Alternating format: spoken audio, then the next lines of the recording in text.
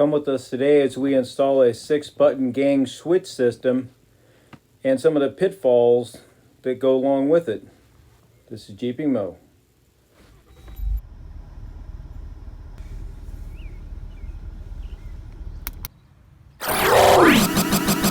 Okay, let's see what's all inside of this switch box. We went this way because I started to build my own unit. I don't know if anybody remembers, I've had some footage. We started with this and it would work real nice, all fused, relayed. The problem was switches. So I've got about $100 in that. So I kept trying to find switches. I found some nice switches, but I couldn't find a nice panel I'm willing to put in a Jeep without looking all cobbled together. So we sent the switches I had back that I really liked. Bought this unit, which was also $100. So this will go up under the hood. I'm guessing that's where the connections will be. This will probably come up front to where the controller's at. Oh, there's the controller. I missed it. It was so small. I tried to find something that I could just drive what I made off of.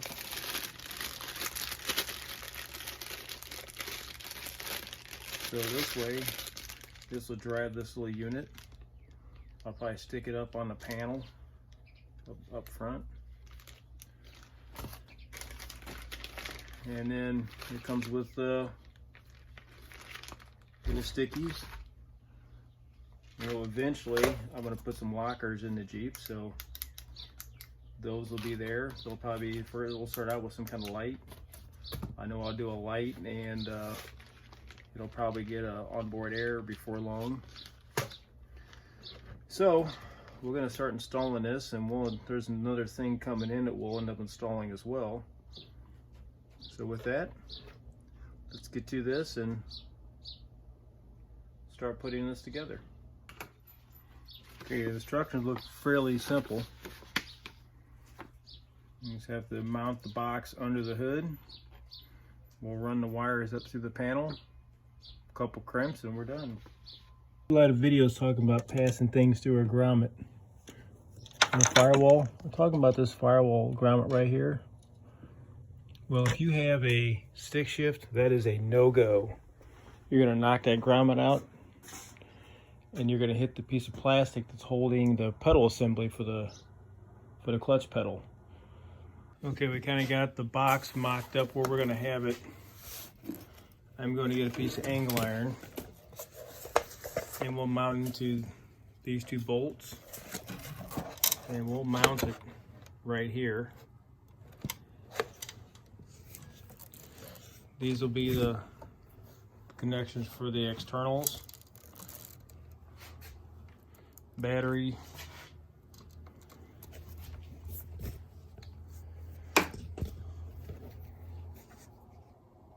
a little bundle that I have to pull through that hole in that boot. I'm going to poke a hole, not slice it, because the slice will run and won't be able to seal it. But if I poke it, hopefully it'll self-seal. This one is for the switches. Okay, so on a manual, I had to actually poke through the main boot. I've tried to find 100 different ways to do that. That's the last thing I wanted to do. Definitely going to have to silicone that. So I poked it through with the hanger, and now I'm trying to pull a fit, and there's the fish line. So just so you know, that rubber boot up there, see if we can see it, get some more light up there. So the rubber boot that the main bundle goes up into, but it goes up through the passenger side up into that main section. And just because you poke it on one side, it's a double boot. So with that, let's finish this thing up. I have to seal it. Okay, a better view of where we push those wires through. May not be the cleanest silicone job, but it's not an easy area to get to. This was part of another project. So this is our switch panel. For now, I'm going to sticky it up here. But we pulled it through with some other wiring we had. I'll plug that in. And then we'll have 6 outlets for lights, or eventually for the lockers, whatever we want to do, or a compressor or whatever. I still have to put a fender back on the far side where I had to go through the firewall. Back on, you have to check all these clips. The clips should look like this. But sometimes they break when they come off. So you just replace them. Just slide into the opening. Snap into place. Let's put it back on.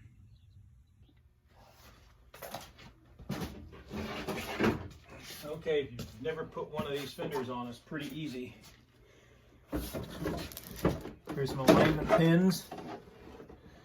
And there's you got your mounting locations. Basically, first thing you do is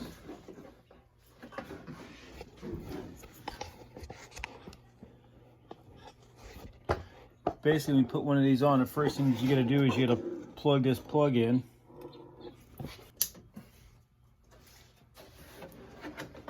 Now basically, you have to make sure it gets into those alignments.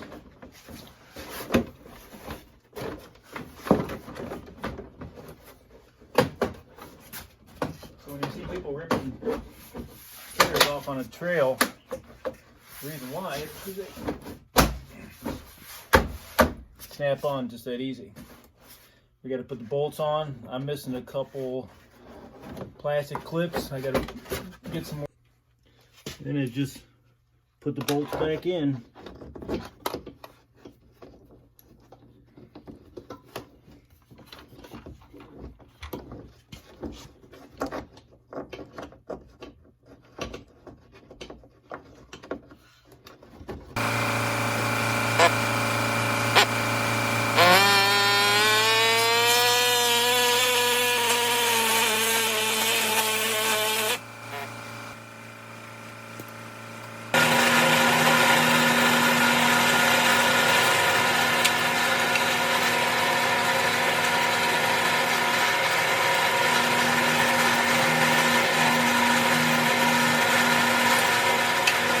I'm setting it up on a couple washers.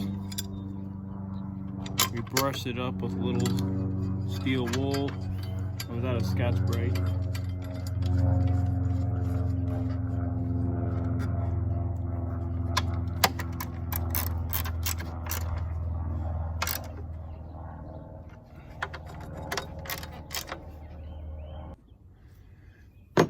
Okay, now we just got to bolt the unit in place.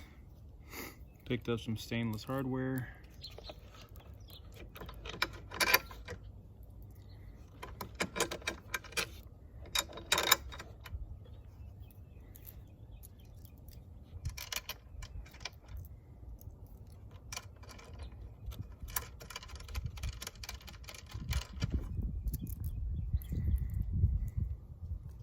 Using lock washers or lock nuts.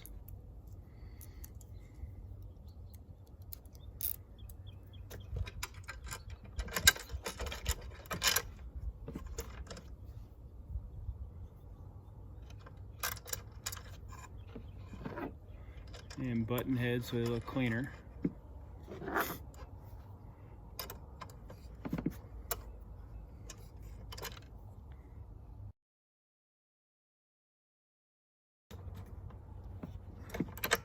I've got some extra support here if I need to hang something in here later.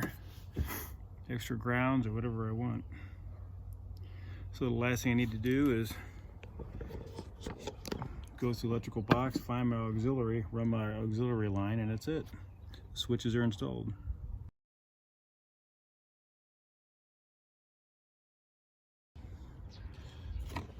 Okay, so I found on the Jeep, if you look on the top of the lid, inside the lid, it marks out where everything is. The auxiliary needed a bigger end for us. Just finished up with the project, so I think it's about dead. But shrink wrap, it seals it up.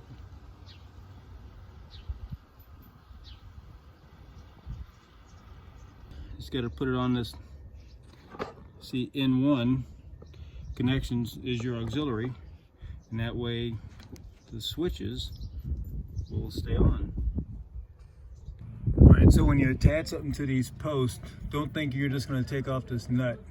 This nut lifts the whole body off.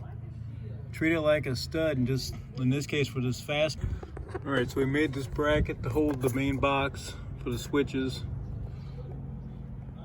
Shrink wrap the wiring.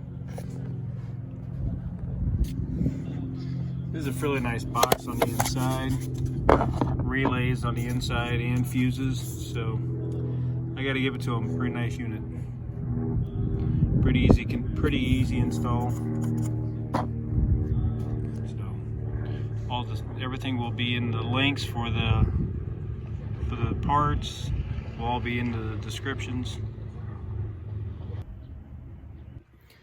Okay, a little tip when you're running wires. Clipping with a standard pair of wire cutters versus a pair of flat nippers. You cut the wire zip tie with a flat nipper versus a wire cutter. Wire cutter leaves this little bitty jagged edge, where a flat cutter is actually flat across the top. It doesn't rub on anything. And they're fairly inexpensive. You'll see the difference is that cutter is flat on the back, where a standard pair of wire cutters are not. Just a little tip.